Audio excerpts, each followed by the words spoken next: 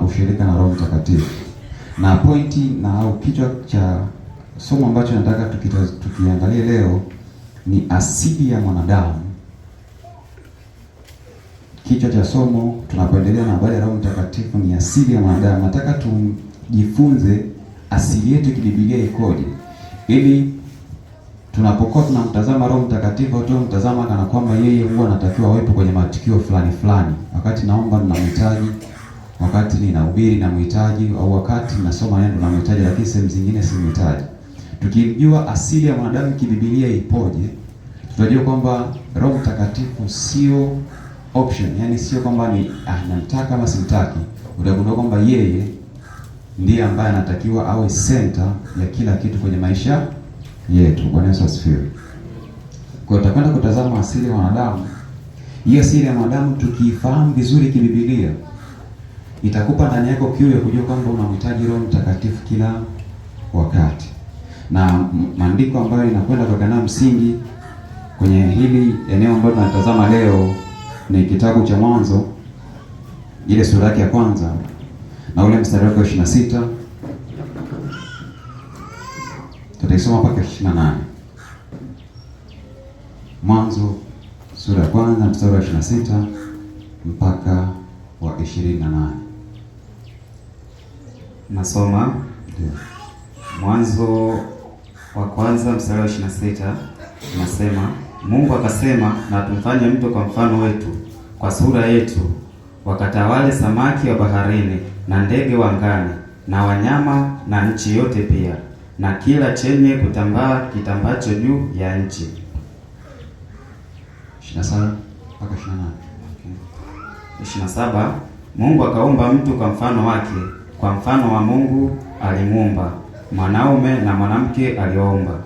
Mungu akawabarikia, Mungu akawaambia, zaeni mkaongezeke, mkaijaze nchi na kuitisha, mkatawale samaki wa baharini na ndege wa angani na kila kiumbe chenye uhai kiendacho juu ya nchi. Asante. Mstari wa 26 unaanza kutuambia kwamba Mungu akasema. Halafu mbele anasema na tumfanye mtu. Hapa anaanza kana kwamba yuko peke yake, sio kana kwamba yuko peke yake. Anasema Mungu akasema. Sio kwamba Mungu akasema, Mungu akasema. Halafu mbele anasema na tumfanye mtu kwa mfano wetu. Sio kwa mfano wangu, kwa mfano wetu na kwa sura yetu.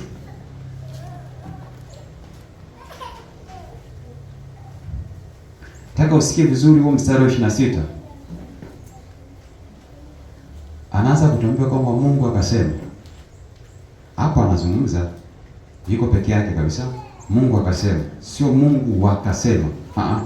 Mungu akasema. Alafu mbele tunaona kuna wingi unaingia, na tumfanye mtu. Alafu sio kwa mfano wangu, kwa mfano wetu. Sio kwa sura yangu, kwa sura yetu. Nafikiri tumesikia vizuri haya maandiko. Nimerudia makusudi ili tuyatazame na kuyasikia tena. Ya kwamba alianza kwa kusema Mungu akasema.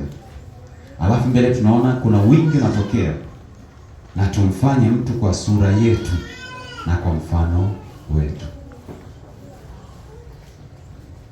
Ngoja tutazame kidogo ile eneo la wetu. Huo wingi umetokana na nini? Sababu hapo mwanzoni anaanza kutuambia kwamba Mungu akasema. Ni Israeli alikuwa akizungumza peke yake. Alafu mbele wakati anataka ule mpango kumuumba mwanadamu, anasema na tumfanye kwa sura yetu na kwa mfano wetu. Bwana Yesu asifiwe. Ili eneo la utendaji kazi wa Mungu kwenye maeneo matatu limekuwa likisumbua sana baadhi ya watu ambao akili zao zimetiwa giza kwa kutokukubali kumwamini nani? Yesu. Wanaamini kwamba haiwezekani Mungu akawa Mungu Baba, akawa Mungu Mwana na akawa Roho Mtakatifu. Lakini nilikutazamisha vizuri anapoanza kwa kusema Mungu akasema. Hajagawanyika kama kwamba kuna Mungu Baba yuko kivyake, Mwana yuko kivyake na Roho Mtakatifu yuko kivyake. Alianza kusema Mungu akasema. yeye peke yake. Alafu sasa kuna mahali anafika anatuonyesha kwamba kuna utendaji kazi au kuna udhihirisho wangu huko kwenye maeneo matatu ambayo naweza nikawa baba kwenye maeneo fulani, na kuna mahali pengine nakuwa mwana, kuna mahali pengine nakuwa Roho Mtakatifu. Sasa akiwa baba ni mwanzilishi ama chanzo, uumbaji wote umetoka kwake. Kwa hiyo anapokuwa baba manake ni chanzo cha uumbaji wote, mwanzilishi wa uumbaji wote. Kwa hiyo inapokuja kwenye nafasi ya kuonyesha kwamba uumbaji umetoka wapi, alisimama kwenye nafasi ya ubaba. Chanzo cha uumbaji wote ni yeye. Lakini kuna nafasi ya pili ya mwana. Alipokuwa anataka kukomboa ulimwengu, Biblia inatuambia kwenye Yohane 1:14, naye lile neno likafanyika mwili, nasi tukaona utukufu kama wa mwana. Ukirudi sasa kuitazama ile neno ambalo limefanyika mwili ambao tukamwona ni mwana, sura ya kwanza anatuambia kwamba ile neno lilikuwa ni Mungu, ile neno lilikuwa kwa Mungu na ile neno ngoja tusikie vizuri. Hebu nisomee hiyo Yohane 1, Injili ya Yohane 1 sura ya kwanza na pili. Nataka tujue ile neno ambalo likafanyika mwana lilikuwa lina sifa zipi? Yaani sifa zake ni zipi? Yohane 1 mstari wa kwanza na pili.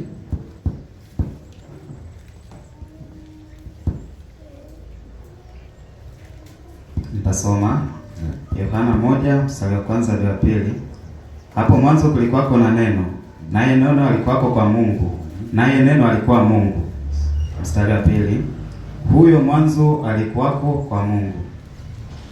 Asante. Kwa nataka usikie kwamba hili neno lilikuwa ni nani? Ni Mungu. Kena mstari wa 14 tunaambiwa ile neno lilipofanyika mwili tukauona utukufu kama wa mwana. Hapa sasa tunaona nafasi ya umwana inaonekana. Akiwa anashughulika na ukombozi wa mwanadamu, alijidhihirisha kama mwana. Ingawa ni Mungu yule yule, lakini akavaa mwili, tukamwona akiwa kwenye nafasi ya nani? Ya mwana. Wakati nafasi ya tatu ni ya Roho Mtakatifu. Ili Baba akamilishe kusudi alilonalo, huwa anatamka neno ambaye ni Kristo. Roho Mtakatifu anachukua lile neno, anatimiza makusudi yote ambayo Mungu ameyakusudia. Kwa Roho Mtakatifu yeye ndo anahakikisha kwamba kile ambacho Baba amekikusudia kwenye neno lake kinatimia sawa sawa na mapenzi ambayo Mungu amefanyaje? Mungu Baba ameyakusudia. Ndio maana ukirudi kwenye Mwanzo ile sura ya kwanza, Mwanzo 1 na mstari wa pili, anasema kitu kimoja hapa. Biblia inatuambia, ngoja nikusaidia, liko karibu kwa msomaji. Nayo nchi ilikuwa ukiwa tena utupu, na giza lilikuwa juu ya uso wa vilindi vya maji. Roho ya Mungu ikatulia juu ya uso wa maji. Mungu akasema iwe nuru. Kwa uumbaji tunaonyesha kwamba Mungu Baba alitamka iwe nuru. Roho Mtakatifu akawa anahakikisha kwamba kile ambacho Mungu amekitamka kinatimia sawa sawa na kusudi ambalo Baba amefanyaje? Amelitimiza. Kwa hiyo huo utendaji kazi wa kimungu haumweki kwenye madaraja matatu kwamba ana nafsi ya Baba, alikuwa na nafsi ya Mwana, alikuwa na nafsi ya Roho Mtakatifu. Alikuwa anatendea katika ofisi tatu, ingawa ni Mungu huyu. Wakati akitaka kuumba ulimwengu na kuonyesha kwamba mimi ndio chanzo cha uumbaji wote, utamwona kwenye nafasi ya Baba. Akati akitaka kukomboa ulimwengu na kufanya uumbaji, utamwona kwenye nafasi ya Mwana. Akiwa anataka kutekeleza kusudi alilokusudia, utamwona kwenye Roho kama Roho Mtakatifu au kama Roho wa Mungu. Lakini kiuhalisia sio kweli kwamba ukimtaja Baba, Mwana, Roho Mtakatifu umewataja kicheo. Hapana. Wote wale ni Mungu huyu mmoja, lakini anatenda kazi kwenye ofisi zote tatu. Ni Mungu huyo huyo mmoja, lakini anajidhihirisha kwenye maono matatu akiwa akitimiza kusudi ambalo amelikusudia. Na ndio maana naweza ngoja nitoe mfano mrahisi. Inawezekana usibebe uzito unaefanana na hichi ambacho Mungu amekisema, lakini inaweza kafanania kwa mbali, kakupa ufahamu kwa mbali. Mimi hapa nikirudi kwa baba yangu, mimi ninasimama mbele za baba na naita mwanangu. Kwa nikifika kwa baba yangu ananiita mwana kabisa. Lakini nikienda kwa watoto wangu wananiita baba. Shikamoo baba. Nikienda kwa mke wangu anaonekana ni mume. Ni mtu huyo huyo mmoja, lakini kuna mahali ni mtoto, kuna mahali ni baba, na kuna mahali inaonekana ni mume. Ni mtu huyo huyo. Inawezekana ni mfano mwepesi, lakini unaweza kutupa nafasi ya kuelewa kwamba hakuna miungu watatu, yuko Mungu mmoja ambaye anajidhihirisha katika utendaji kazi wake kwenye maeneo haya matatu. Bwana Yesu asifiwe.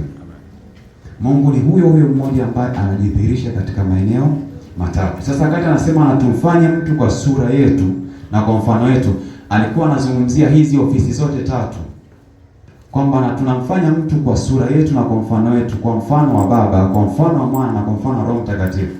Akati nalisoma ile andiko nikatafakari, kama Mungu angeamua kutuumba wanadamu tufanane na malaika, ingekuwa ni heshima kubwa pia, kwa sababu tunawajua malaika wana nguvu sana, wana utukufu mkubwa sana. Malaika mmoja kwenye Biblia aliingia kwenye kambi ya wapinzani akaua watu 135. Malaika huyu mmoja akaua watu 135. Malaika huyu mmoja. Kama Mungu angetumba tufanane na malaika, ingekuwa ni heshima kubwa sana, sababu malaika ni wana nguvu, wana uwezo ambao Mungu amefanyaje? Amewapa. Kama Mungu angetumba kwa sura na mfano wa Mungu Baba, ingekuwa ni heshima kubwa zaidi. Kama Mungu angekuwa ametumba kwa sura na mfano wa Mungu Mwana, ingekuwa ni heshima kubwa zaidi. Kama Mungu angekuwa ametumba kwa sura na mfano wa Mungu Roho Mtakatifu, ingekuwa ni heshima kubwa zaidi. Lakini alituunganisha, yaani katika Mungu Baba, Mwana na Roho Mtakatifu, akasema tumfanye mtu kwa sura yetu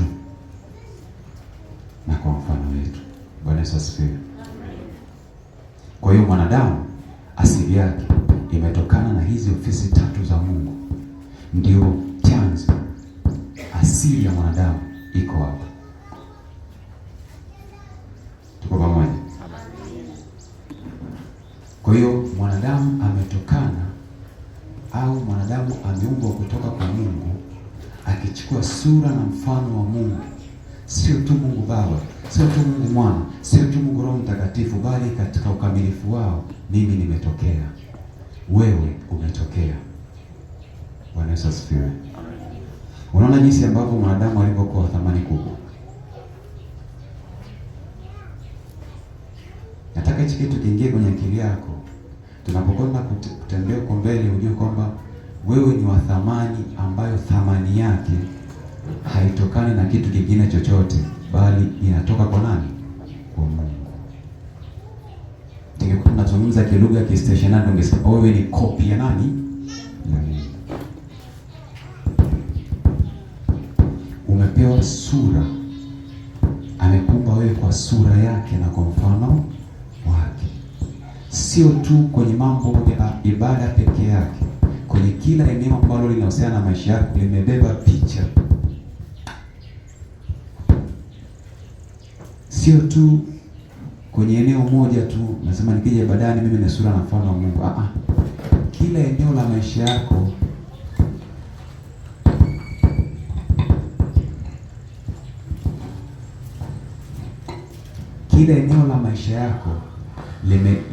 limetolewa kutoka kwenye ile eneo sura na mfano wa nani? Wa Mungu. Chochote kile kinachohusiana na wewe, iwe ni afya yako, iwe ni uchumi wako, iwe ni ndoa yako, kama una ndoa, kama una watoto, kama una kazi, vyote vilikuwa vimetoka kwa nani? Kwa Mungu, vikapachikwa kwako. Kwa wewe, watu ulimwengu wa roho kutazama kipindi kile, wanaona ni kopi ya nani? Ya Mungu. Kile kikao nilikuwa najaribu tu, Mungu anisaidie, nilikuwa najaribu kupata picha kana kwamba ni kikao ambacho napata picha ambacho kilikuwa kimekaliwa na Mungu mwenyewe. Hicho kikao malaika hakuruhusiwa kuingia kwa sababu hakuwa na ruhusa ama uwezo ama thamani ya kuingia kwenye kile kikao. Kile kikao cha mimi kuumbwa kilikuwa kimekaliwa na Mungu peke yake. Bwana Yesu asifiwe. Huyo ni mwanadamu. Huyo ni mimi na wewe. Yaani ilipasa Mungu kutulia ili kuniumba mimi na kukumba wewe jinsi ulivyo.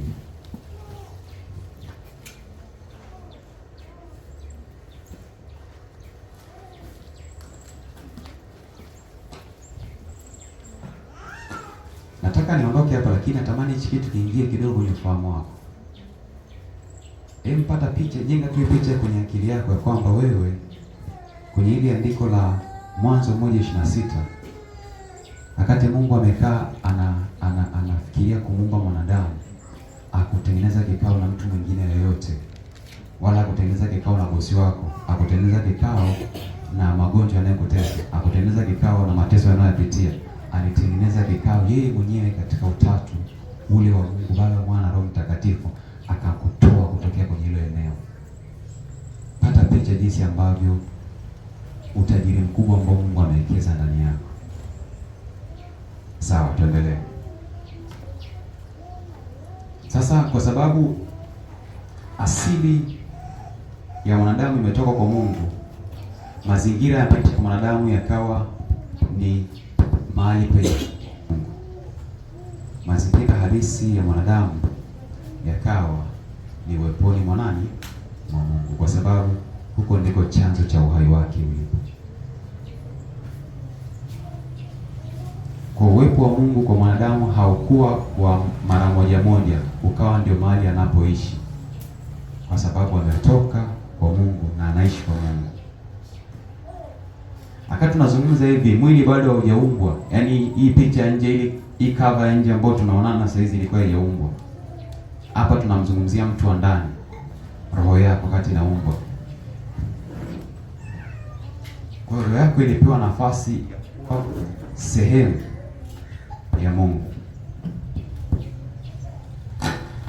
na uwepo wake ndio ukao mahali ambapo unatakiwa ukae. Kama samaki ambavyo anapodumu na kufanya maisha yao kwenye maji, ndivyo ambavyo mwanadamu alitakiwa aishi katika uwepo wa Mungu ili kuweza kufanikiwa katika yote ambayo Mungu amekusudia.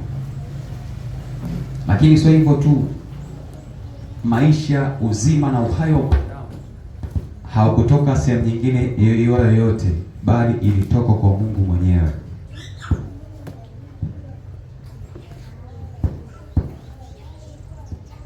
Uzima wa mwanadamu, maisha yake yalitoka kwa Mungu mwenyewe.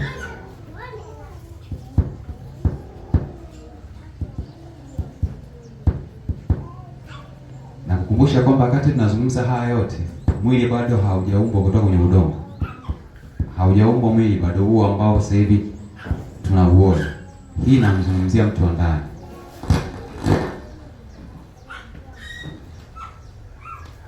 Na kwa sababu roho yake ilikuwa imetoka kwa Mungu na ikawa inapokea uhai wake kutoka kwa Mungu, inapokea uzima wake kutoka kwa Mungu, hata nafsi na mwili zilipokuja baadaye, na zenyewe pia zikazi na faidi uzima huu unaotoka rohoni kwa ushirika alionao mwanadamu na Mungu wake. Huo uzima uko unapita kwenye nafsi ya yule mwanadamu, uko unapita kwenye mwili pia yule mwanadamu. Kwa mwanadamu hakujua kwamba kuna kitu kinaitwa ugonjwa kwenye maisha yake. Hakujua kwamba kuna kitu kinaitwa stress kwenye maisha yake, kwa sababu ule uzima wa kimungu ndio ambao ulikuwa unamtunza. Ndio ulikuwa unatunza nafsi yake, ndio ambao ulikuwa unatunza mwili wake. Alikuwa anaishi kutokana na ushirikiano au muunganiko aliokuwa nao yeye na nani? Na Mungu. Chini ya hapo ni kuishi chini ya kiwango. Yaani tofauti na hapo ni kuishi chini ya kiwango. Kwa kila wakati mwanadamu alipokuwa na endelea kufanya ushirika na Mungu, ndivyo ambavyo ule uzima ambao Mungu alikuwa nao ukawa unapita kwa mwanadamu. Ule uzima ambao Mungu alionao ukawa anaupata mwanadamu kwa sababu ya ule ushirika aliokuwa nao na Mungu.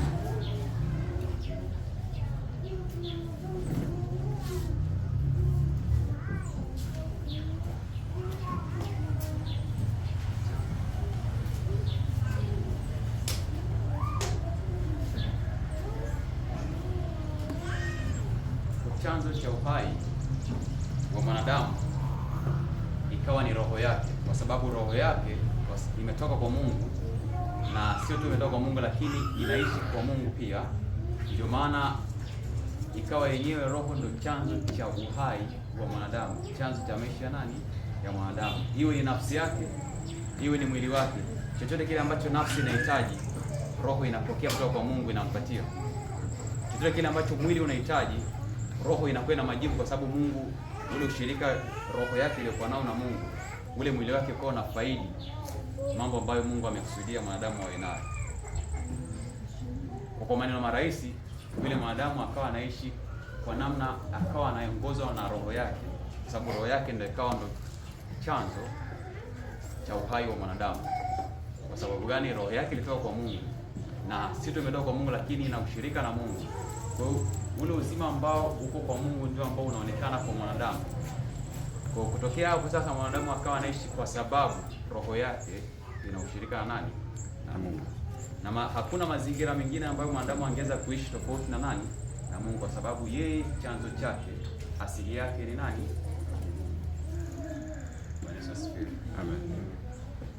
Kama vile ambavyo usingeweza kumtoa samaki kwenye maji ukampeleka nchi kavu akaishi, ndivyo ambavyo usingeweza kumtoa mwanadamu kwenye mwili wa Mungu ukampeleka sehemu nyingine akaishi. Narudia tena.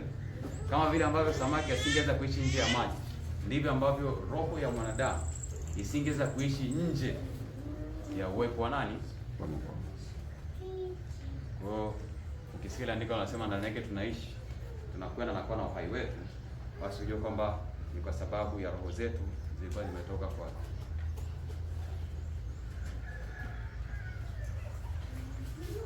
So hivyo tu, kwa sababu ya ule utukufu ambao mwanadamu alikuwa anaupokea kutoka kwa Mungu, alikuwa hajavaa, hana nguo hizi za kimwili, hizi za kawaida, lakini alikuwa haonekani kama yuko, kwa sababu wakati huo vazi lilokuwa amelivikwa ni ule utukufu ambao unatoka rohoni kwake. Narudia tena, mavazi yalikuwa ameyavaa yalikuwa yanatokana na utukufu ule ambao umetoka kwa Mungu, ambao ulikuwa unapita kwenye roho yake, unafika paka kwenye mwili wake. Kwa alikuwa yuko uchi kwa namna ya kawaida, lakini ile hali ya kuwa uchi haikuonekana kama ni tatizo, kwa sababu alikuwa amefunikwa na utukufu wa Mungu. Alikuwa amefunikwa na nani? Na utukufu wa Mungu. Kwa hiyo vazi lilikuwa amelivaa ilikuwa linatoka kwa Mungu, na huo ulikuwa ni utukufu wa Mungu. Ule utukufu ambao, ule uzima ambao ulikuwa unapata kwa Mungu ndio ambao ulikuwa unahudumia kila kitu, iwe nafsi yake, iwe mwili wake, ale nini, avae nini, vyote vilikuwa vinatokana na vile ambavyo ana ushirika na Mungu wake. Kipindi hicho mwanadamu alikuwa anaishi rohoni. Chanzo cha maisha yake au mahali ambapo alikuwa anaishi ni rohoni, na sio kama tulivyo sasa hivi. Kwa maneno marahisi, uhalisia aliokuwa anakutana nao roho ndio ulikuwa unaongoza maisha yake.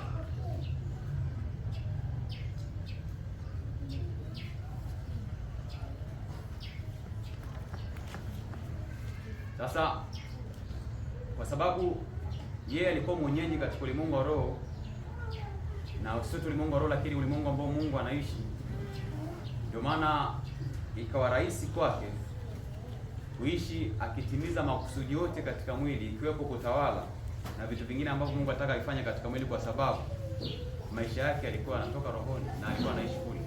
Kwa mwili ilikuwa ni mahali ambapo anadhihirisha kile ambacho kimetoka rohoni. Kwa hapo kabla hapo hakuwa mtumwa wa mwili, yani kila anachokisikia kwa masikio yake, anachokiona kwa macho yake ndicho ambacho kilikuwa kinamuongoza. Hakikuwa hivyo, bali kile ambacho roho yake inamuongoza ndivyo ambavyo kilikuwa kinamuongoza. Kama vile ambavyo macho, mwili au milango ya fahamu inapomuongoza mtu wa nje, yeye sasa yule mtu wa ndani ndio alikuwa anaongoza maisha yake kiujumla. Ni kama engine.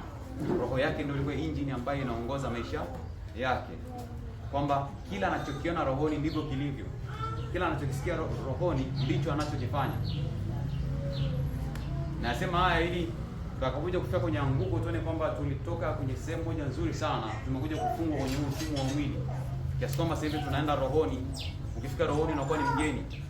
Sasa hivi ukiota ndoto rohoni, kama kuna kitu kinakutisha, unaamka hofu kali, kwa sababu haujazoea yale mazingira tena. Umezoea kuishi maisha haya, kile unachokiona, unachokisikia na unachokishika kwa macho na kwa mikono.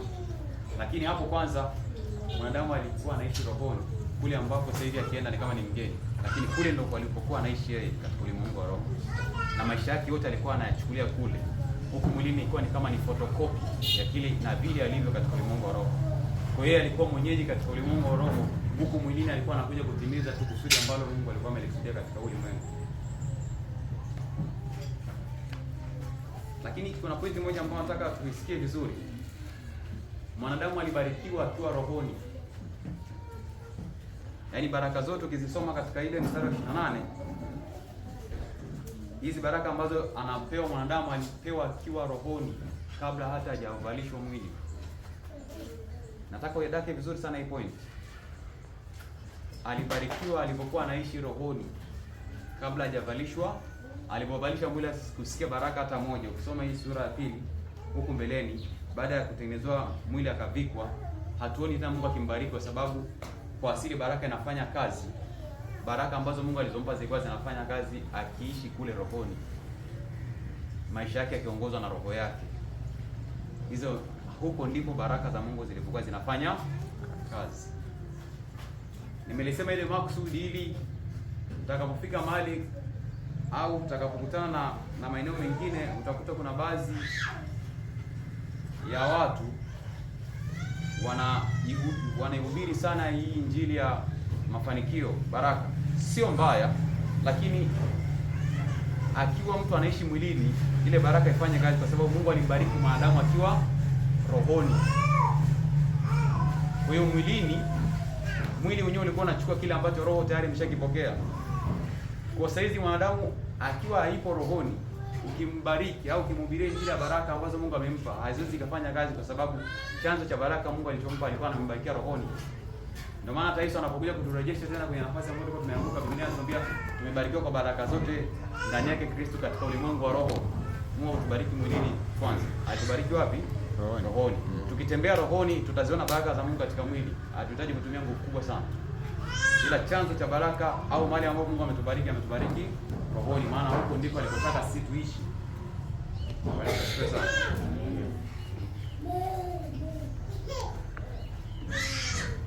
Mwanadamu pia kupitia hiyo nafasi ambayo Mungu alikuwa amempa, alikuwa nafasi ya utawala. Zaburi ya 115 mstari wa 16. Zaburi ya 115 mstari wa 16.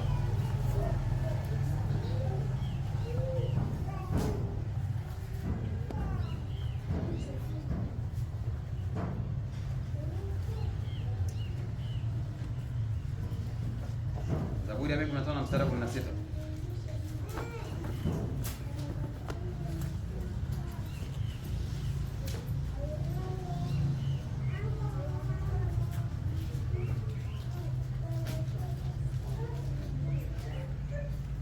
Inasema mbingu ni mbingu za Bwana, bali nchi amewapa wanadamu.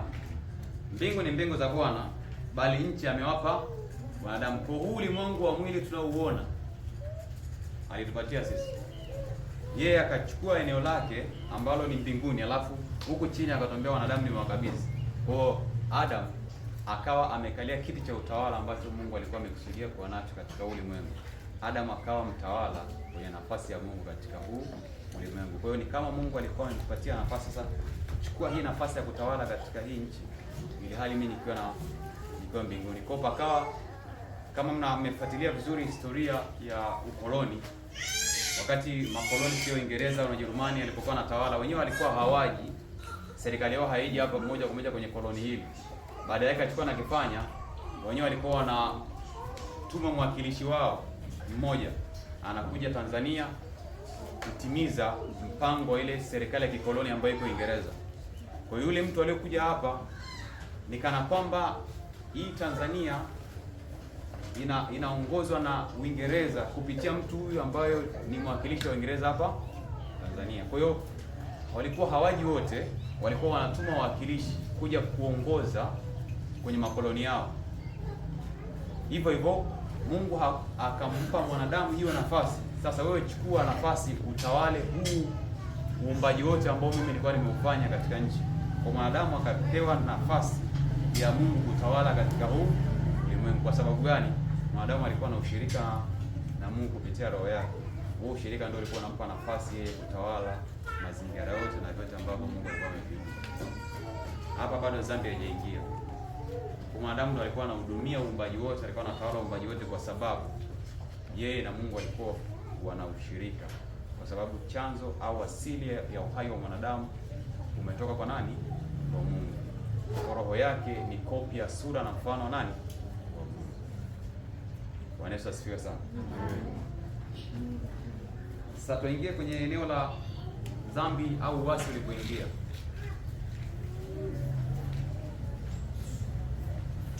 Baada ya shetani kuangalia sasa huyu mwanadamu anayetawala huu ulimwengu na nguvu ya utawala wake inatoka kwa Mungu, kwenye ushirika alionao yeye na Mungu, akawa akiangalia namna gani ninaweza nikavuruga huu ushirikiano alionao mwanadamu na Mungu wake. Sababu nikifanikiwa kuvuruga huu ushirikiano alionao mwanadamu na Mungu wake, sio tu nitampata mwanadamu, lakini nitampata na vyote ambavyo mwanadamu alikuwa kutawala. Kwa shetani akawa anaangalia jinsi haya mambo yanavyoenda. Akaona mwanadamu yeye nguvu yake ya kiutawala ya huu ulimwengu aliopewa na Mungu inatokana na ushirikiano alionao yeye na nani? Na Mungu. Kwa hiyo akaandaa mpango wa kisha kwamba anavuruga huu ushirikiano uliopo kati ya yeye na nani? Kati ya mwanadamu na Mungu. Hapo ndipo dhambi sasa ikawa inatengenezewa mazingira iweze kuvuruga ushirika aliokuwa nao mwanadamu na Mungu.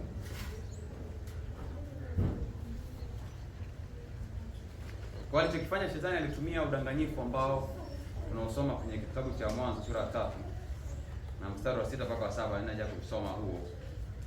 Alitumia udanganyifu ambao ni kana kwamba alikuwa anawaambia, acha tuisome, kuna vitu tutavisikia vizuri hapo. Mwanzo 3:6-7 inasema, mwanamke alipoona kule mtu afaa kwa chakula.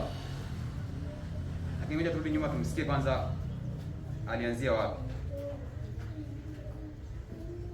Ukisoma Mwanzo 3:1 inaanza kwa kusema, basi nyoka alikuwa mwerevu kuliko wanyama wote wa mwitu aliyowafanya Bwana Mungu. Akamwambia mwanamke, ati hivi ndivyo alivyosema Mungu, msile matunda ya miti yote ya bustani? Mwanamke akamwambia nyoka, matunda ya mti wa bustanini twaweza kula, lakini matunda ya mti ulio katikati ya bustani Mungu amesema msiale wala msiguse, msije mkafa.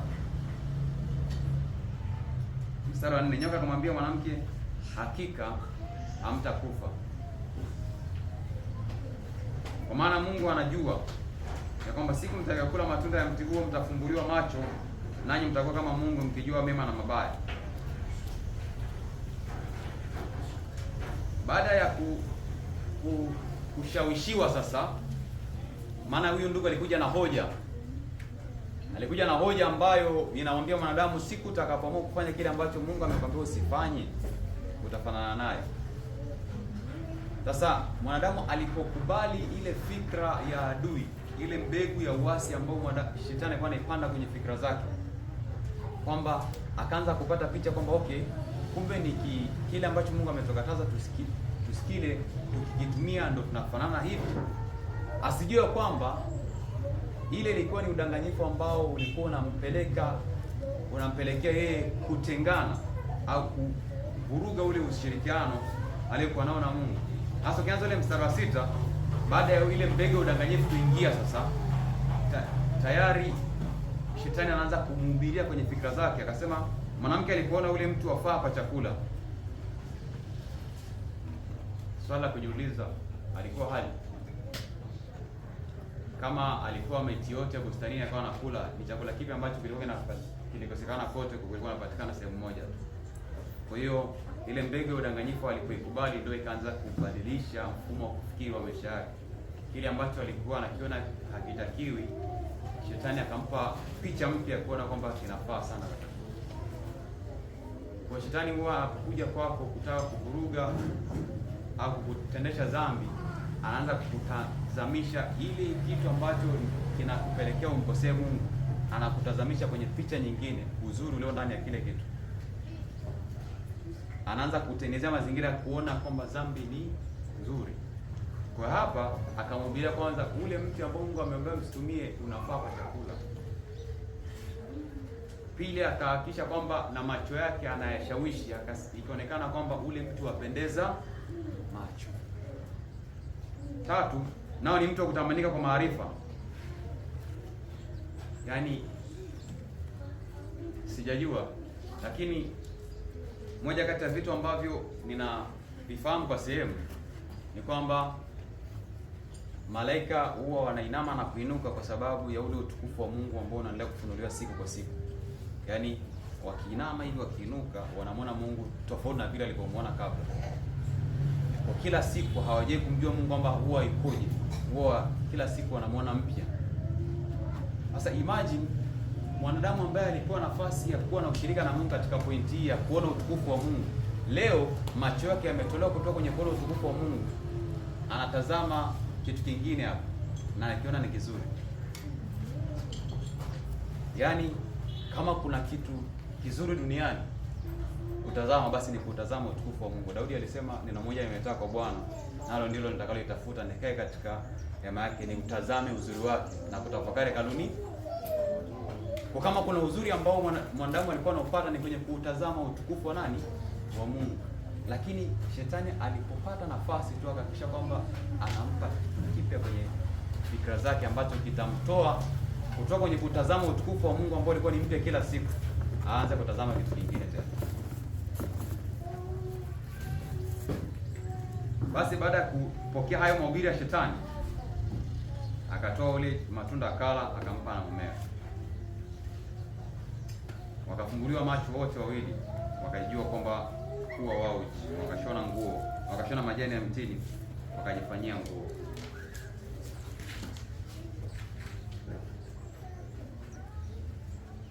Kwa hiyo baada ya kukubali mahubiri ya shetani ambayo yalikuwa yanamtazamisha uongo, walipotekeleza ule mpango wa shetani, wakajikuta sasa wamepoteza. Badala ya kuongezeka kile ambacho kilikuwa nataka kuongezeka, wafikie kwenye level ya kufanana na Mungu, wakapoteza. Na mstari wa 7 ndipo matatizo yakaanza. Kwa hiyo dhambi ikamtenga mwanadamu na Mungu. Na hapa sasa shida ndio ilipoanzia hapo, ile mstari wa 7.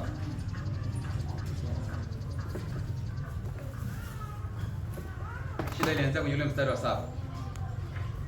Anasema wakafumbuliwa macho wote wawili, wakajijua kuwa wao uchi. Wakafumbuliwa macho wote wawili, wakajijua wao uchi. Swala la kujiuliza, hii hali ambao wanaiona sasa hivi, mwanzoni kuna kitu gani kilikuwepo ambacho kimeondoka kikawacha kuwa uchi? Hapa nataka tuone kitu kimoja. Ili Biblia inapotuambia kwamba wakajiona kwamba wako uchi, manake nilikwambia kwamba mwanadamu uumbaji wake umetoka kwa Mungu.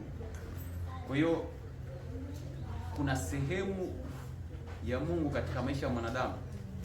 Hiyo sehemu ndani ya moyo wa mtu, ndani ya roho yake, hiyo sehemu ni Mungu peke yake ndiye anaikalia.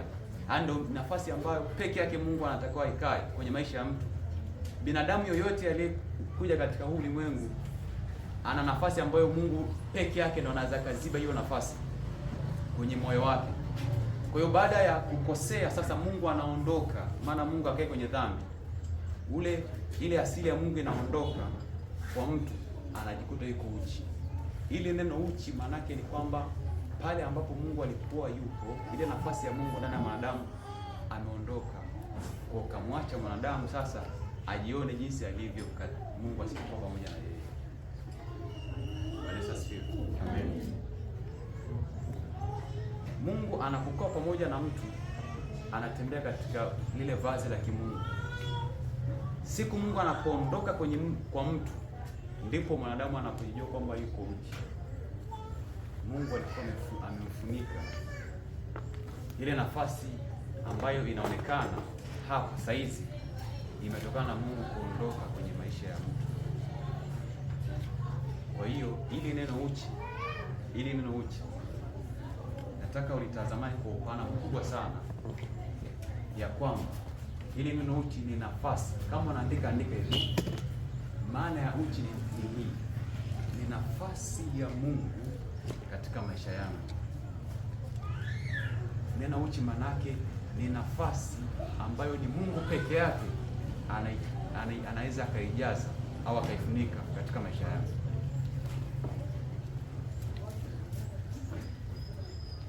Kwa hiyo dhambi ilipoingia sasa, ikamfanya Mungu akaondoka kwenye hiyo nafasi ambayo Mungu alikuwa ndani ya mwanadamu. Dhambi ikamwondoa Mungu kwa mwanadamu. Ile nafasi ya Mungu ilipoondoka ndani ya mwanadamu, mwanadamu akawa uchi. Mwanadamu akawa. Kutokea hapo sasa, gharama kubwa aliyoingia mwanadamu ni kuhakikisha kwamba anafunika huu uchi, au kufunika hii nafasi ya Mungu ambaye ameondoka. Na mimi narudia tena kusema hii nafasi ni Mungu peke yake ndiyo ambaye anaweza kuifunika au kuifunika. Hakuna kingine wala hakuna mwingine. Kwa sababu gharama, mwanadamu akaanza kuingia gharama. Na ubaya ni kwamba yeye aliyemshawishi kutenda dhambi, alipoona katekeleza dhambi na tayari kashapata madhara ya dhambi, alimjia mara pili, akaanza kumtumikisha kwenye hiyo nafasi, kwa sababu mwanzoni hiyo nafasi ambayo ameondoka Mungu ilikuwa inakaliwa na Mungu peke yake. Hiyo nafasi Mungu alipoondoka, shetani akaanza kutumia njaa, kiu na vyote ambavyo vilikuwa vinapatikana kwenye ile nafasi kumtumikisha mwanadamu. Kwa hiyo ile nafasi ambayo Mungu alikuwa anaijaza kwa mwanadamu ikabaki empty, ikabaki nyeupe, ikabaki haina kitu. Kwa hiyo mwanadamu akajikuta sasa yeye anahitaji kuvikwa kitu, anahitaji kuvikwa kitu.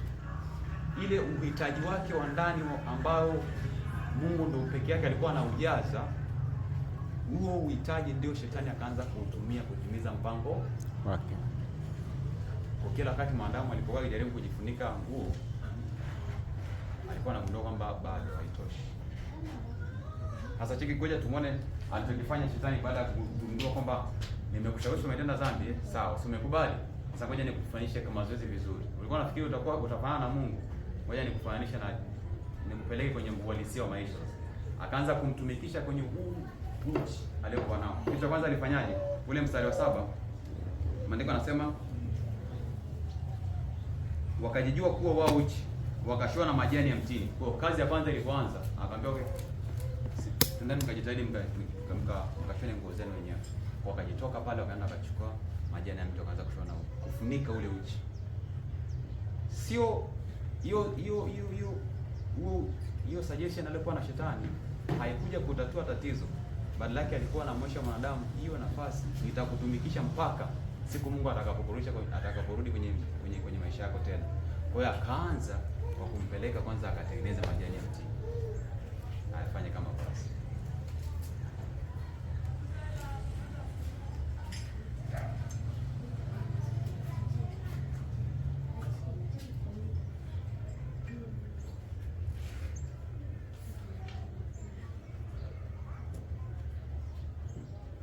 Pili, akawa anatumia udhaifu huu ambao mwanadamu kauruhusu kumtumikisha. Mstari wa 8 unasema wakati Mungu anakuja, aliposikia sauti ya Mungu akamwambia, sikia, simko uchi? Haya, kimbieni. Simko uchi? Haya, kimbieni. Ngoja usikie mstari wa 8 anasemaje hapo. Kisha wakasikia sauti ya Bwana Mungu akitembea bustanini wakati wa jua kupunga. Adamu na mkeo wakajificha kati ya miti ya bustani, Bwana Mungu asiwaone.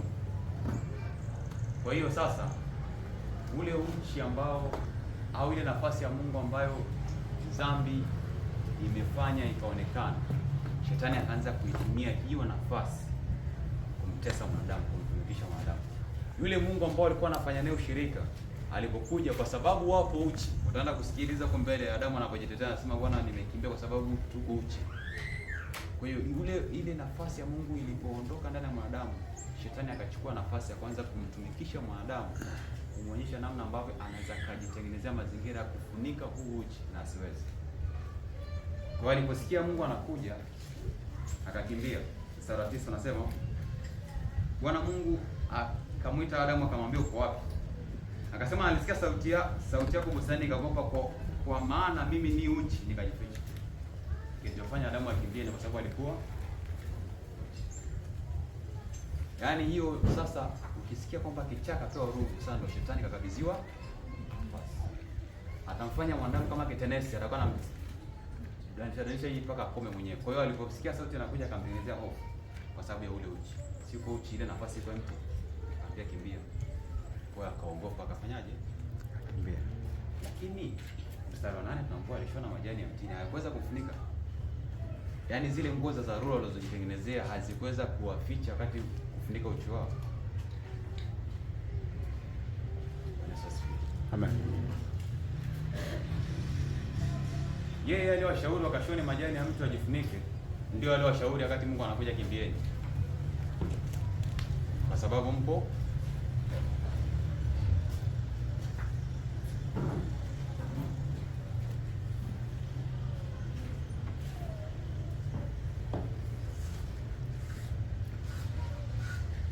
sasa. Hapa kwa hiyo leo tutaishia kwa hapo kwanza. Tutaenda kusoma, tuna mstari wa mbeleni huku.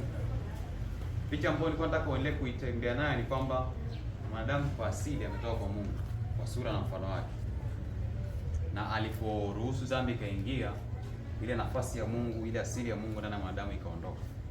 Ile asili ya Mungu ndani ya mwanadamu ilipoondoka, ikaingia asili ya shetani.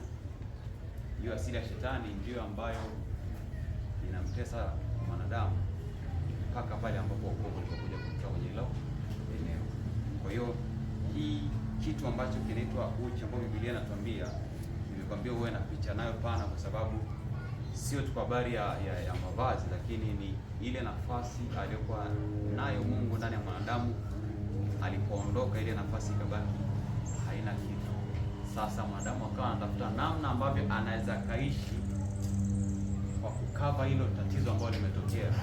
Shetani akawa anatumia chansi hiyo wakisha kwamba anamtumikisha mwanadamu, akimtengenezea njia mbadala ili aweze hiyo njia iweze kufunika ile nafasi ya nani, ya Mungu ndani ya mwanadamu. Kwa kuna baadhi ya watu ambao wanaamini ukiwa na pesa nyingi basi ndio atakuwa na maisha ya amani. Yaani ikipata siku pesa zangu nyingi za kutosha nitakuwa na amani. Anafanikiwa, anapata pesa, anagundua kwamba siku akilala ndani wachawi wanamjia. Anasema ngoja nianze nikatafute ulinzi.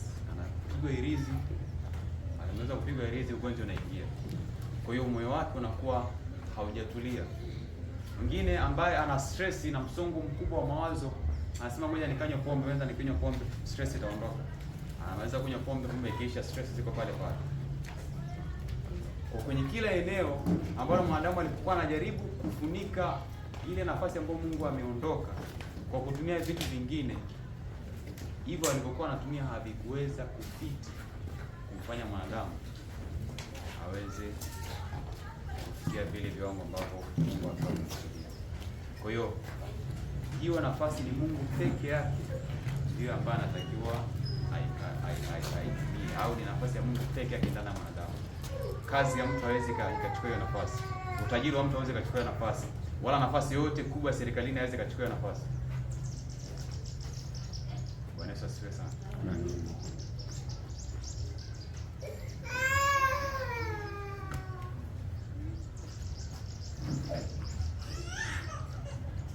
Sasa Mungu akaja alipomaliza mahojiano nao mwishoni, akaja akawapa kitu kimoja ambacho kinatupa picha pana sana. Baada ya kumaliza kuongea nao, maandiko yanasema kwenye ile Mwanzo 3:21, Bwana Mungu akamfanyia Adam na mkeo mavazi ya ngozi akawavika.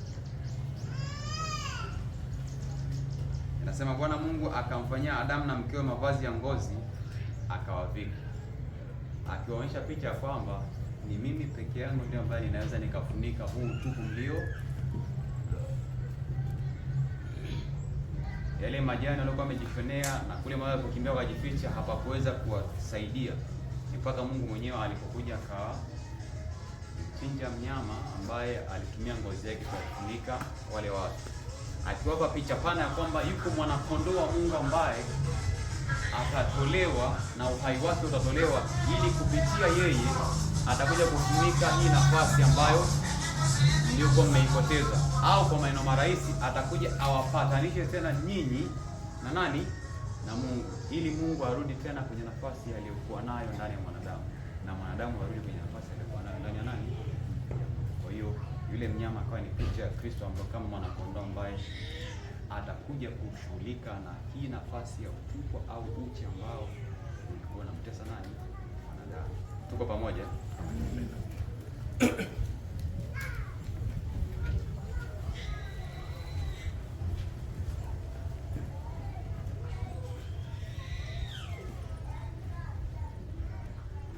Kwa hiyo hakuna namna ambavyo hii nafasi ya utupu ambayo au hii nafasi ya Mungu ndani ya mwanadamu inaweza ikatatuliwa pasipo mauti kutokea ili kumruhusu Mungu kurudi tena kwenye nafasi yake. Kwa hiyo lazima mauti ipatikane ndipo Mungu arudi kwenye nafasi yake na mwanadamu arudi kwenye nafasi yake. Tofauti na hapo, mwanadamu atabaki akitumikishwa na shetani katika hii nafasi ambayo Mungu alikuwa amekaa. Kuna mtu alikuwa anaongea naye siku moja, nikamwambia sisi wanadamu ni kama hatuwezi, sio ni kama Mungu alipotutengeneza au alipotuumba, hatuwezi kuishi pasipo roho. Aidha ni roho ya Mungu au ni roho ya shetani. Lakini sisi lazima tuwe na mahusiano na roho ili mambo yaende. Kwa hiyo kila mwanadamu unayemuona tabia fulani alizonazo ni matokeo ile roho ambayo inaendesha maisha. Ukimwona mwizi, ndio basi kuna roho ya uwizi iko nyuma ya mtu inaendesha maisha. Ukimwona mganga, mchawi, wanaoruka usiku, pia kuna roho ya shetani ambayo inawatumikisha kwenye hiyo. Basi kwa mwanadamu sisi ni kama amplifier wa roho ambazo zinatutawala. Yaani ni kama tunadhihirisha tabia fulani ya roho tulie. Mtu akimpokea roho wa Mungu utaona tabia zake zinakuwa. Hizi tabia za kiungu zinaanza kuzaliwa ndani ya nani? Ndani ya mtu. Kwa sababu sisi wanadamu Mungu akutumba tuishi wote. Alitumba yeye mwenyewe ndio akae ndani yetu. Na sisi tuweze kukaa ndani ya Bwana Yesu. Tutazame mfano kama miwili hapa. Tuanze na Luka sura ya 15. Tutazame mifano kama miwili. Baada ya kupata hiyo picha sasa, hem tuangalie mfano na mmoja wa ndugu mmoja hapa ambao utatupa uelewa mpana zaidi. Luka sura ya 15 mstari wa 12 na mpaka 13. Hii ni habari ya mwanampotevu ambao kwa sehemu kubwa sisi tumeipitia. Kwa sitakwenda ndani sana kwenye kusoma maandiko mengi, lakini nitasoma maandiko machache hapa. Mstari wa 12 unasema Jadon 11. Akasema mtu mmoja alikuwa na wana wawili. Yule mdogo akamwambia babaye, "Baba, nipe sehemu ya mali inayoniangukia." Akagawia vitu vyake. Hata baada ya siku si nyingi, yule mdogo akakusanya vyote, akasafiri kwenda nchi ya mbali. Akatapanya mali zake huku kwa maisha ya uasherati. Nataka tuishie kwanza hapo.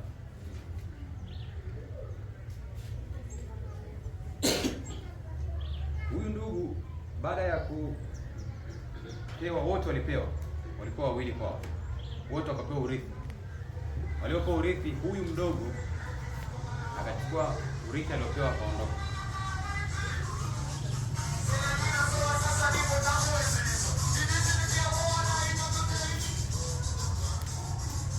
Akachukua sehemu ya vitu vyake akaondoka. Sasa cheki kwenye hii picha ya kuondoka, kuna vitu gani aliviacha? Kwanza aliondoka kwenye uwepo wa baba yake. Kitendo cha kuondoka, ule muunganiko aliokuwa nao na baba yake ulikatika au uliharibika. Kwa alipoondoka sio jambo tu la kimwili, lakini ni jambo la kiroho ambalo lilivunja au lilipasua mahusiano aliokuwa nayo yeye na nani? Na baba yake. Ndio maana ukisoma kule mwishoni baba yake anasema huyu mwanangu alikuwa amekufa, sasa amefufuka, alikuwa amepotea, sasa amepatikana. Ile alipoondoka baba yake alikuwa ni, kwa mfano huu, alikuwa ni kama chanzo cha uzima wa yule ndugu. Siku alipoamua kutengana na baba yake akaenda nchi ya mbali, alitengana pia na uzima wa baba yake. Kwa hiyo akaondoka kule, ile nafasi ya baba yake ndani yake ikawa haipo. Kwa aliondoka, kwa mfano ambao tumetoka kutazama wa Adam na mke wake, ile nafasi ya baba yake iliondoka ndani ya moyo wake, akawa yuko uchi. Kwa picha ile ambayo tumeiona, nafasi ya baba yake ikawa haipo tena kwenye moyo wake. Sasa alipofika kule, kwa sababu hii nafasi huwa inakaliwa na baba yake peke yake, akabidi atengeneze mfumo wa maisha ambao shetani alikuwa anamhubiria kichwani kwake, huo mfumo wa maisha ili uweze kufunika ile nafasi ya baba yake kwenye maisha yalikuwa yanaendea. Akaanza sasa kuishi mfumo wa maisha ili kutimiza, kama vile kufunika hii nafasi ya baba yake aliyokuwa nayo, kwa sababu alipoondoka kwa baba yake alikata kabisa na ushirikiano ama na ule karibu alikuwa nao na baba yake. Kwa alipoondoka, ile nafasi ya baba yake kwenye moyo wake ikaondoka, kama vile ambavyo dhambi ilipoingia kwa wale ndugu ikamwondoa Mungu na asili ya Mungu kwenye ndani yao, wakaachia nafasi, wakajikuta wako uchi. Huyu ndugu alipoondoka kwa baba yake, ile nafasi ya baba yake ndani yake ikaondoka, ikamwacha kama ilivyoacha wale wengine, akawa yuko uchi. Sasa akaanza kutafuta kutengeneza mfumo wa maisha ambao unaweza ukafunika hiyo nafasi ya baba yake au uchi ambao alikuwa nao, alikuwa ameupata kwa sababu ya kwenda kwenye baba yake. Akaanza kuishi maisha ambayo yanaweza kumsaidia kufunika nafasi ya baba yake. Mstari wa 14 unaanza kutuambia kwamba 13, akatapanya mali zake huko kwa maisha ya uasherati. Mstari wa 14, alipokuwa amekwisha tumia vyote, njaa kuu iliingia katika nchi ile, yeye naye akaanza kuhitaji. Wakati anafikiri kwamba ule mfumo wa maisha ungeweza kumrejeshea ile alichokuwa anakipata kwa baba yake, akugundua kwamba ule mfumo wa maisha ulikuwa haujatengenezwa au ulikuwa hauwezi kumsaidia yeye kuweza kuishi nyakati zote ambazo alizokuwa anatakiwa aendelee nazo. Kwa hiyo alipotengeneza mfumo wa maisha kufunika ile nafasi ya baba yake kwenye moyo wake, akawa nakula raha kana kwamba mwacha ni enjoy, kwa sababu baba alikuwa ananibana bana. Sasa baba ameshaondoka ndani yangu, acha sasa ni enjoy. Alipoanza kutumia vile vitu kwa kutafanya, ikaja kipindi ambacho hakujiandaa nacho. Hicho kipindi kikamtesa. Sina muda wa kwenda zaidi, lakini nataka tufike kwenye ile point ambapo baada ya kuishi maisha ya mateso akaamua kuzingatia moyoni mwake. Alipozingatia moyoni mwake akatubu. Na alipotubu alisemaje? Akawa anasema moyoni, nitarudi kwa baba yangu nimwambie nimekosa mbele zako, nimekosa mbele za Mungu na mbele zako. Unifanye nini kama sehemu ya watumishi wako? Tena nataka kusikia kitu kimoja kizuri ambacho huyu ndugu alikiona. Mstari wa 17 anasema alipozingatia moyoni mwake alisema, ni watumishi wangapi wa baba yangu wanaokula chakula na kusaza, na mimi hapa ninakufa kwa njaa. Akapiga picha akasema, kwa baba yangu watumishi wanaishi vizuri. Yaani ile tu kwamba wako chini ya uwepo wa baba yangu wanaishi vizuri ingawa ni watumishi. Yaani tu kwamba baba yangu uwepo wake kwa watumishi wale ndugu wanaishi vizuri. Nataka uisikie tena vizuri hii. Mstari wa 17 ukasema kwamba alipozingatia moyoni mwake alisema, ni watumishi wangapi wa baba yangu wanaokula na kusaza, na mimi hapa ninakufa kwa njaa. Ile tu kwamba uwepo wa baba yake kwa wale watumishi tayari ni faida kwao. Yaani hawajui kwamba kuna njaa. Wanakula, sio tu kula paka wanasaza, kwa sababu wako chini ya uwepo wa nani? Wa baba yake.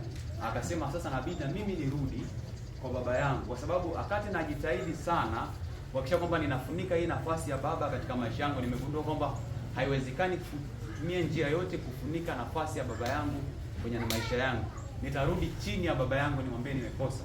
Kwa alitubu, na alipokuwa anatubu alikuwa anarudi kama akitaka nafasi ya utumishi, ili tu awe chini ya baba yake, ili tu akutane na uwepo wa nani? Bwana Yesu asifiwe. Kwamba baba yake alikuwa ni chanzo cha uzima, kiasi kwamba hata ukiwa mtumishi kwenye nyumba ya baba yake hawezi kufa kwa njaa. Yaani ni mtumishi, hata kuwa nafasi ya mwana ni mtumishi, lakini hawezi kufa kwa njaa. Unakula mpaka unasaza, ile tu kwamba uko chini ya nyumba ya baba yake.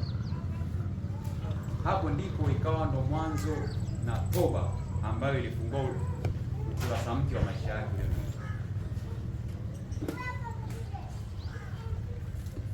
Akaanza kutubu sasa. Cheki toba yake ilipokaa vizuri. Akasema, nitaondoka na kwenda kwa baba yangu na kumwambia, baba, nimekosa juu ya mbingu na mbele yako.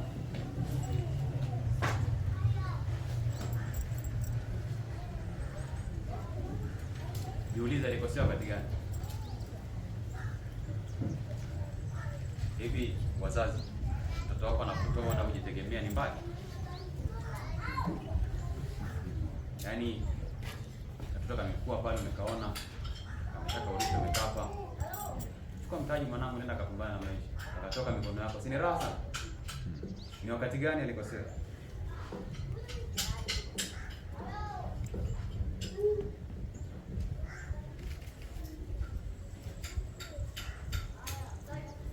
Asema mstari wa 18, nitaondoka na kwenda kwa baba yangu na kumwambia, Baba, nimekosa juu ya mbingu na mbele yako. Sistahili kuitwa mwana wako tena. Nifanye kama mmoja wa watumishi wako. Kuna vitu hapa nataka tuvitazame, jinsi ambavyo ile dhambi ilimtengenezea mfumo fulani wa kufikiri ule ndugu. Yaani ile nafasi ya baba yake baada ya kuasi akaondoka kwenye uwepo wa baba yake. Shetani akamtengenezea mfumo wa kufikiri ambao ulikuwa unamwonyesha kwamba yeye hana nafasi kwa baba, hastahili tena baba yake, kama hamtaki, yaani kama mtu ambaye amekataliwa. Kwa hiyo ndio picha ambayo adui alikuwa anamtengenezea kwenye ufahamu wake kwamba wewe bwana, kwa baba yako hautakiwi tena, nenda kaombe kazi. Kwa alikuwa anakwenda kutafuta kazi kama mtumishi na sio kama mwana. Kwa nataka uione picha ya huyu ndugu, alafu tutakwenda kuona picha ya baba yake, alafu tutakwenda kuona picha ya ndugu yake. Yaani kwamba kitendo cha yeye kutoka kwenye uwepo wa baba yake kilimtengenezea mazingira matatu ambayo yalikuwa ni magumu sana kwenye maisha yake. Kwanza, yeye mwenyewe mfumo wake kufikiri, alipokuwa anarudi alikuwa anarudi kama mtumishi na sio tena kama mwana.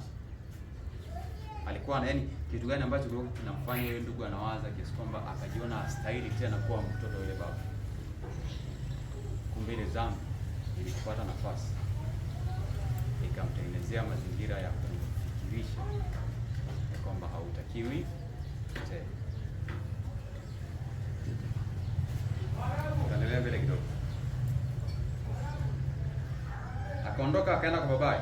Alipokuwa ngali mbali, baba yake alimuona, akamwonea huruma, akaenda mbio akamwangukia shingoni, akambusu sana. Hili tukio nilitazama nikapata picha, nikasema yaani sio mtoto alienda mbio kwa baba yake, baba ndo alitoka mbio. Yaani ni kama vile kwenye moyo wa baba yake alikuwa yaani ni kama yule baba moyoni mwake alikuwa na deni kiasi kwamba usiku na mchana anafikiria lini mwanangu atarudi. Alipomuona akaona huyu jinsi anavyotembea atachelewa kufika. Ngoja ni mwai. Hiyo ndio pendo ambalo Mungu alionalo. Yaani sawa, alikosea, akaondoka zake. Akaamua kubadilisha, yaani akaamua kuondoka kwenye uwepo wa baba yake. Sijui aliona nini, lakini alipoondoka kwa baba yake alifanya kosa kubwa sana. Shetani akamtumikisha kwenye maisha ya uasherati. Alipomaliza kumtumikisha kule, yule ndugu alipozingatia moyoni mwake, akaamua kurudi tena kwenye uwepo wa baba yake, maana alijua huko ndiko kuna uzima wake. Huko ndiko kuna kila kitu anachokihitaji. Aliporudi, tazama moyo yule baba alipomwona mwanae. Kwanza alimwonea huruma. Alafu pili akaona huyu mwanangu. Yaani jinsi ile mbio nilikuwa napata picha kwamba jinsi alivyokuwa anamkimbilia mwanae ilikuwa ni udhihirisho wa jinsi ambavyo moyo wake ulikuwa unatamani kumwona mwanae. Yaani ni kiu aliyokuwa nayo moyoni mwake kumwona nani? Biblia inasema mdhambi mmoja anapotubu mbele za Mungu anakuwa na sherehe wapi?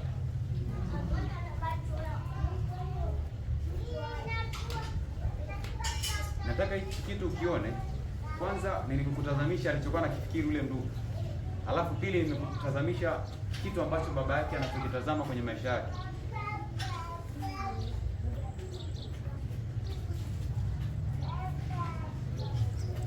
Mstari wa 21. Yule mwana akamwambia, Baba, nimekosa juu ya mbingu na mbele yako. Sistahili kuitwa mwana wako tena. Lakini baba aliwaambia watumwa wake. Hakutaka kumsikiliza. Yaani unasema unifanye hivi, nikufanye kwa nani? Yaani mimi namtafuta mwanangu anajua habari ya mtumwa. Hebu watumwa nendeni mkaniletee vazi ambalo nilikuwa nimeliandaa kwa ajili yake. Mstari wa 21. Mstari 22. Lakini baba aliwaambia watumwa, leteni upesi vazi lilo bora mkamvike. Ngoja nikwambie kwanza.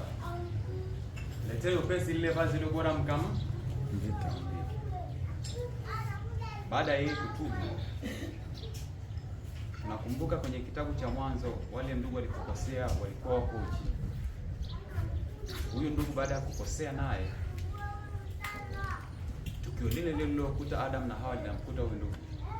Kwa sasa wakati anarudi kwa Mungu wake, wakati anarudi kwa baba yake, baada ya kutubu alivikwa vazi, akamvika ule utupu ambao uliokuwepo. Ile ishara ni ishara nje, lakini rohoni nini kiliendelea? Ile kitendo cha kuvikwa vazi ni mwilini. Rohoni ile picha ya nje inatuambia ndani kulikuwa nini kinaendelea. Baada yeye kutubu na kurejea, kilichofanyika ni kwamba baba yake alirudi kwenye nafasi, yaani kama vile ambavyo Adam na Hawa Mungu alipoondoka ndani yao, walikuwa yule ndugu pia alipoondoka baba yake, yule baba alipoondoka ndani yao, aliporudi sasa kwa toba, yule baba akarudi akafunika ule utu, ndio maana akavikwa nini. Naelewa.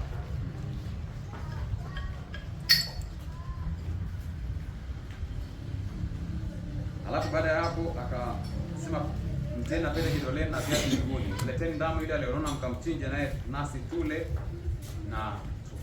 na kufurahi. Kwa maana huyu mwanangu alikuwa amekufa naye amefufuka, alikuwa amepotea naye ameonekana. Wakaanza kushangilia. Bwana Yesu asifiwe sana. Amen. Tuko vizuri?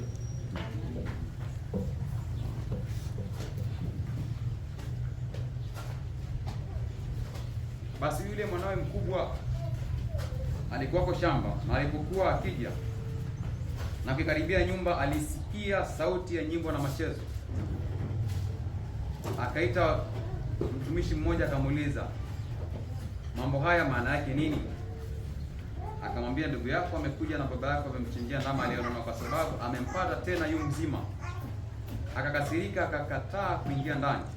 Basi babaye alitoka nje, akamsihi, akamjibu babaye akasema, tazama, mimi nimekutumikia miaka mingapi hii, wala sijakosa amri yako wakati wote, lakini hujanipa mimi mwanambuzi nifanye furaha na rafiki zangu.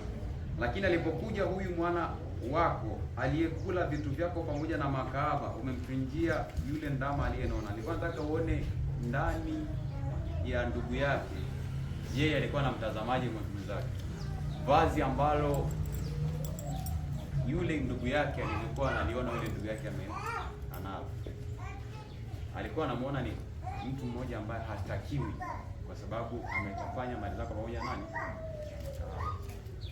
Kwa hiyo umeona hizi picha tatu, jinsi ambavyo alivyokuwa anajitazama mwenyewe, jinsi ambavyo baba yake alivyokuwa anamtazama, na jinsi ambavyo watu walikuwa wanamzunguka pia walivyokuwa wanamtazama.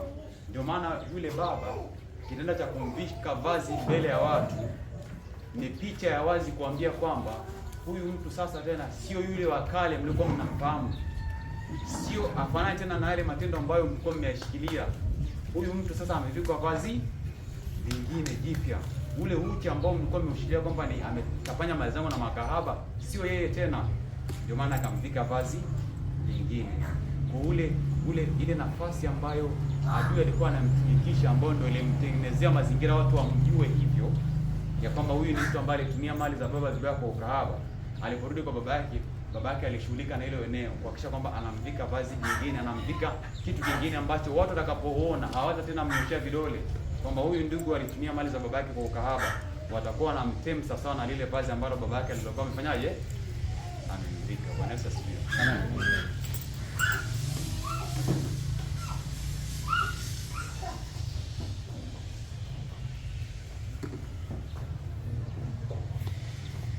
Haya mambo matatu nataka ubaki nayo vizuri sana. Ubaki nayo vizuri sana kwenye ufahamu wako, ya kwamba baada ya yule ndugu kukosea, kuna kitu kilijengeka kwenye ufahamu wake, ambacho hicho kitu ndicho ambacho kinatutesa wengi sasa hivi. Nasikia kuna mtu kimhubiria tena anakuambia, Mungu atanisamehe mimi kweli? Mungu anaweza akanisamehe dhambi zangu kweli? Unajua mimi nimefanya mambo mabaya sana. Hivi Mungu anaweza akanipenda mtu kama mimi tena? Haujai kutana na vitu kama hivyo? Haujai sikia mambo kama hayo? Kama hujai kusikia, endelea tu, kuna siku utakutana naye. Nakwambia sasa hii inatokea kwa wale ambao wanahubiri injili ya tembea nyumba kwa nyumba. Mimi nimefanya mabaya sana. Sidhani kama Mungu anaweza akanipokea. Mimi ni mtu mbaya sana. Nimefanya maasi sana. Sidhani kama Mungu anaweza akafanyaje akanipokea. Wakati mimi naokoka, mama yangu mkubwa aliniambia, umefanya maovu gani mengi kiasi hicho mpaka ufanyaje kuokoka, sababu alikuwa anaamini mtu ambaye anaokoka lazima awe ni mtu mbaya ambaye amefanya mabaya mengi. Lakini adui hata kuruhusu kirahisi urudi kwa baba yako, hata kuruhusu kirahisi urudi kwa Mungu wako.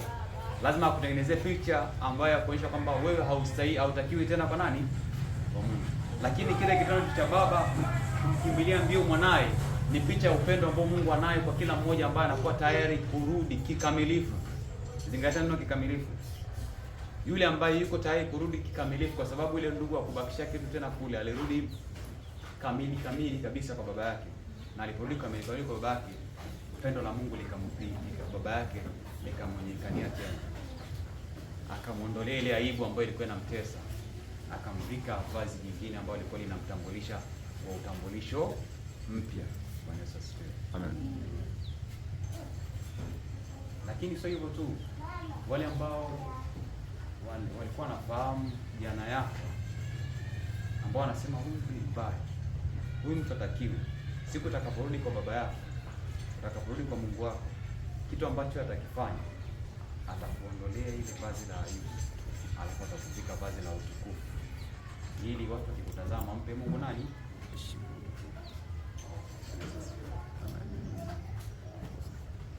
Nataka tumtazame mtu wa mwisho hapa ili tuingie kwenye maombi.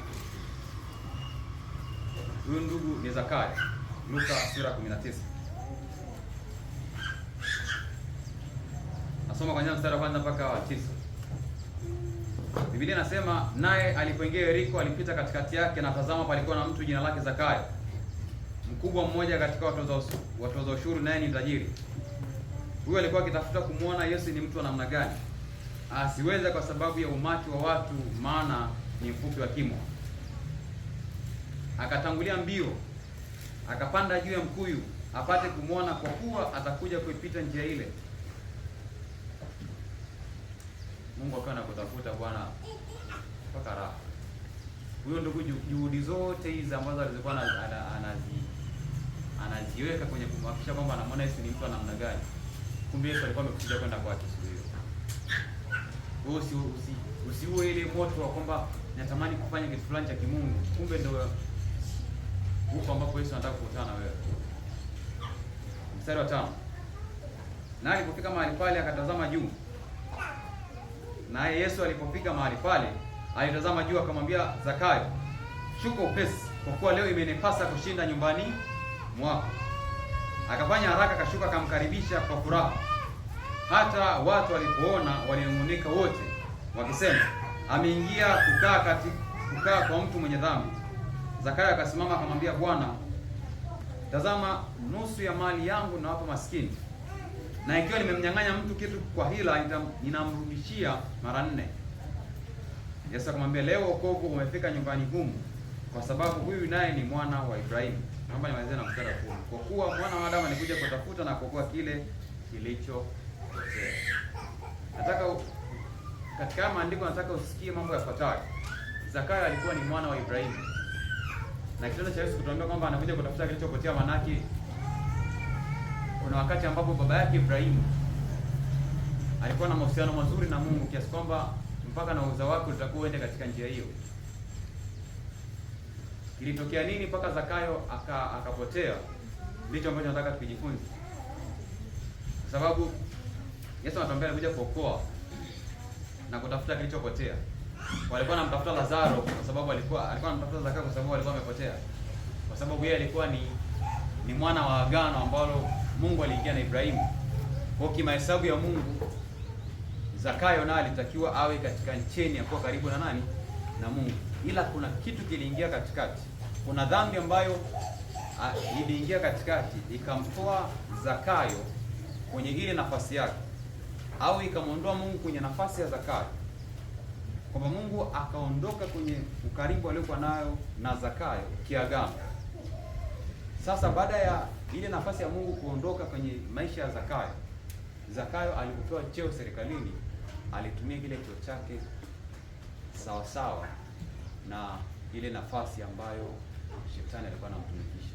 Akati na kuambia habari za mwanzo kule, nikwambia Mungu akiondoka kwenye nafasi yake kwenye maisha yako, hiyo nafasi shetani anaitumia kukutumikisha. Kwa hiyo Zakayo alipokosea, Shetani alipata nafasi ya kumtumikisha Zakayo kwenye nafasi aliyokuwa amepewa.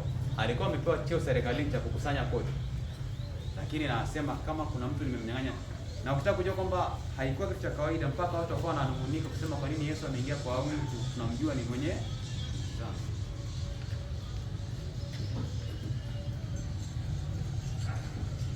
Kwa hiyo Shetani alipokuwa akimtumikisha Zakayo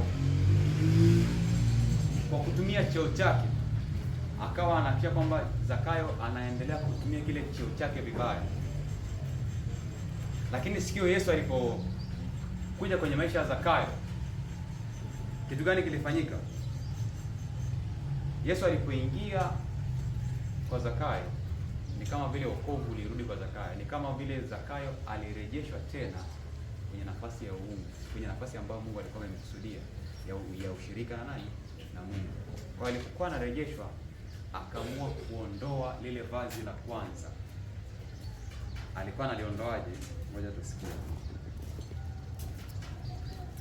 Zakayo akasimama akamwambia Bwana, tazama, nusu ya mali yangu nawapa maskini, na ikiwa nimemnyang'anya mtu kitu kwa hila, namrudishia mara 4. Hilo ndo vazi ambalo Zakayo aliamua kulivua baada ya kumpokea nani? Baada ya kupokea wokovu nyumbani kwake. Kwa hiyo ile nafasi ya Mungu kwenye maisha ya Zakayo ambayo Shetani alikuwa anamtumikisha kwenye ubaya, baada ya Yesu kuja kumrejesha Zakayo kwenye ile nafasi, Zakayo aliamua kuondoa kile ambacho alikuwa anakitumikia, akaondoa na zile mali alizokuwa anazipata kwa hila, akarudisha na watu ambao walikuwa wamewanyang'anya mali zao. Ukitaka kuona kwamba Zakayo alikuwa anatazamwaje na watu au vazi lake lilikuwa vipi, rudi katika ule mstari wa 7. Hata watu walipoona walinung'unika wote wakisema, ameingia kukaa kwa mtu mwenye. Hilo ndo vazi ambalo watu walikuwa wanamjua nalo Zakayo, na sio kwamba ilikuwa ni uongo, ilikuwa ni kweli. Lakini Yesu anapokuja kumuondolea lile vazi na kumvika vazi na kumrudisha tena katika nafasi ambayo Mungu alikuwa amemkusudia awe nayo, alivua lile vazi, akaamua kurejesha mali za watu ambao walikuwa wamewanyang'anya. Kwa kama ulikuwa umemtambua Zakayo kwanza ni mtu mbaya, mtoza ushuru ambao anachukua mali za watu kwa nguvu, ameshazirejesha tayari. Yesu ameingia ndani yake, manake amemrejeshia tena Zakayo lile vazi ambalo Mungu alikuwa anataka alivae. Ushirika ule ambao Mungu alikuwa amekusudia Zakayo awe nao na Mungu, Yesu alikuja kumrejeshea tena. Amen.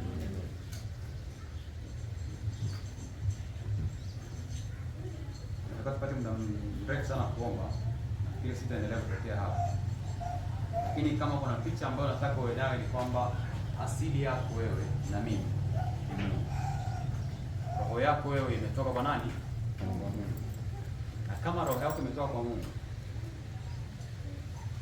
wakati wa kuishi kwako katika ulimwengu utakwenda kuona huko mbeleni, wakati tunaendelea kupata nafasi ya kuendelea kujifunza ile neno. Tunaona namna ambavyo Yesu anakuja kutatua haya mambo yote ambayo tumeona yanatokea hapa. Alafu anaturejesha tena kule ambapo Adamu alipokuwa kwanza na zaidi ya pale. Lakini nataka uondoke na hichi kitu kwenye ufahamu wako leo, ya kwamba mimi nimeumbwa kwa sura na mfano wa Mungu, na nimeumbwa maisha yangu yatoke kwa Mungu. Chanzo cha maisha yangu mimi ni Mungu. Hakuna namna yoyote au njia yoyote au kitu chochote kile au mtu yoyote ule au roho yoyote ile ambayo itokana na Mungu inaweza ikanifunika mimi au ikachukua nafasi ya Mungu ambayo anayo kwenye maisha yangu. Haijalishi una juhudi kiasi gani, haijalishi Mungu umebarikiwa kiasi gani, lakini kama Mungu hajapata nafasi kwenye maisha yako, lazima huo uchi huo ambao tuliusikia utaonekana, na hiyo ndio nafasi ambayo Shetani ataitumia kukutumikisha. Kwa leo tunaondoka tukiwa na pointi kichwani kwetu kwamba haya yote tulikuwa tunazungumza, ingekuwa Yesu ajaja tungeishia hapo tukasema basi Mungu atatusaidia, lakini tokea hapa sasa Yesu anakuja kupata hukumu ya mauti ili kuiondoa dhambi kwenye maisha yetu. Na akiondoa dhambi kwenye maisha yetu, anaturejesha tena kwa nani? Narudi tena kuwa na ushirika na Mungu. Hapa sasa ndio tutakuja kuona nafasi ya Roho Mtakatifu kwenye maisha yetu. Kwa hiyo Roho Mtakatifu hakuja tu kutufanya tutumike kwenye huduma, lakini alikuja sasa kuturejeshea au kuturejesha tena kwenye ule ushirika na nani? Ndio maana unahitaji Roho Mtakatifu zaidi ya vile ambavyo unafikiri.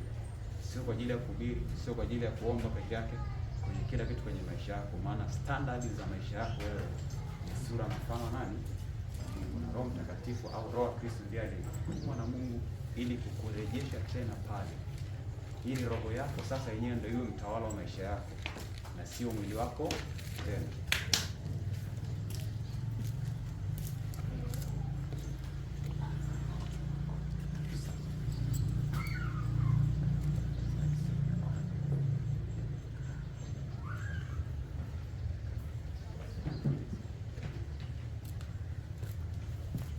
Ikiwa utaondoka hapo ukiwa umedaka point ya kwamba wewe na mimi tumetoka kwa Mungu roho zetu, hautakubali tena kuendeshwa na huu mwili, kwa sababu ukifuatilia vizuri haya maandiko ambayo kitabu cha Mwanzo utagundua kwamba dhambi ndio ilikuja katuuza mwilini, lakini kabla hapo tulikuwa tunaishi rohoni. Huko ndiko ulikuwa maisha yetu halisi, na hata sasa Kristo anaturejesha tena tuishi huko, kwa sababu tukiishi katika huu mwili tutakuwa ni watumwa wa magonjwa, watumwa wa maskini, watumwa kila kitu. Haya mambo ambayo tunayapitia sasa hivi. Lakini tukijua kwamba sisi ni roho ambayo imetoka kwa Mungu na tunaishi kwa Mungu, hatutakubali tena kutumikisha katika hali ya Mungu lake. Tunarudi tena kujenga ushirika bora na Roho Mtakatifu, kwa sababu yeye ndiye ambaye anatufanya tena tuendelee kufaidi uzuri wa sura na mfano wa Mungu ambao Kristo alikuja kuturejesha. Kwa sababu kutokea hapo tunamwona Kristo anakuja kwanza kumhubiri Mungu na kumdhihirisha Mungu katika maisha yetu tena, akirudisha tena ile sura ya Mungu katika maisha yetu na kurudisha mfano wa Mungu kwenye maisha yetu kupitia Injili. Kwa hiyo Injili ni uwezo wa Mungu ambao alituma duniani ili kumwokoa mwanadamu. Kwa namna gani? Kumtoa kwenye utumwa ambao shetani alikuwa anamtumikisha, ile nafasi ambayo alikuwa nayo. Nilikuwa nakwambia kuwa uchi manake ni nafasi ya Mungu kuondoka katika maisha yako.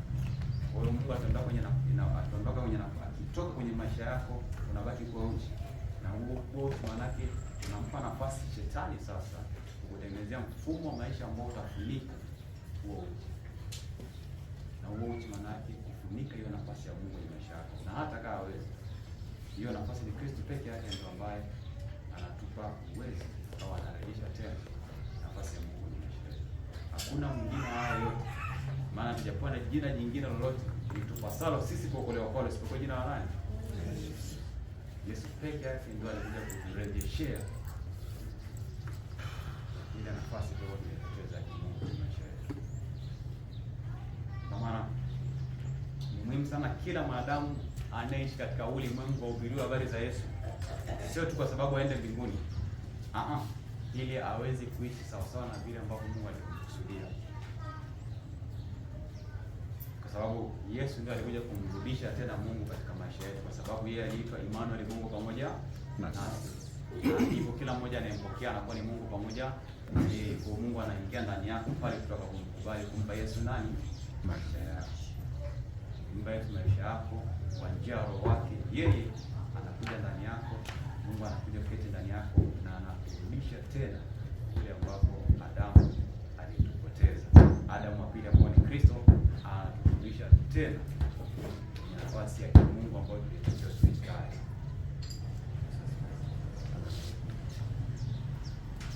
Tutakwenda kuomba maombi ya aina mbili.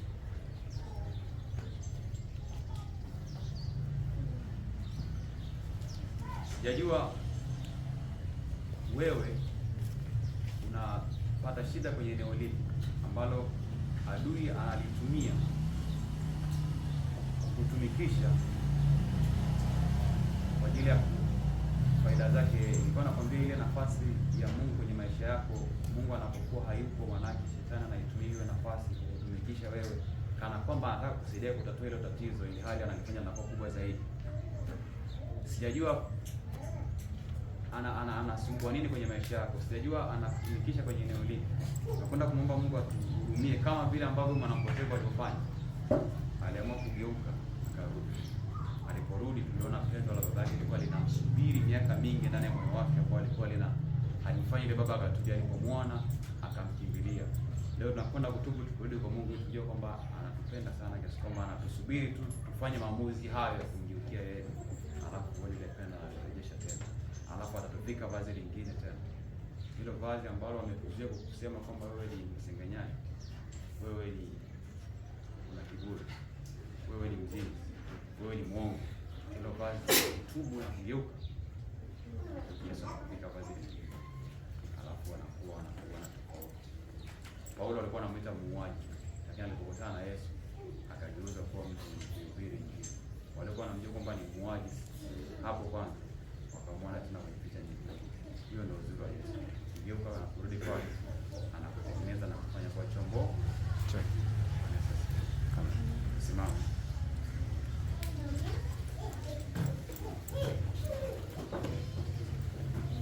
Ombi la pili ambalo tutakwenda kuomba ni Mungu anataka kila mtu aishi katika utukufu aliokuwa amekusudia ndani yake Kristo. Yaani maana yake ni kwamba kila mtu katika ulimwengu ambaye atampokea Yesu, maisha yake yamtukuze nani? Kila kitu kwenye maisha yako kinatakiwa kimtukuze nani? Kwa hiyo kama kuna eneo lolote ambalo halimtukuzi Mungu, baada ya kutubu na kugeuka, tuna ujasiri wa kumwambia Mungu aturejeshe tena kile ambacho kinatakiwa kwa ajili ya utukufu wake. Kwa hiyo baada ya kumpokea Yesu, Yesu sasa anataka sisi kupitia sisi utukufu wa Mungu ujulikane na watu wote, ili watu wakituona sisi wampe Mungu nani? Kwa hiyo tutatubu, naomba ombi ya toba, alafu baada ya hapo tutakwenda kuomba Mungu aturejeshe tena ule utukufu wake ambao aliotusudia ndani yake. Kupata huo utukufu wake akiona watakuwa wanampa Mungu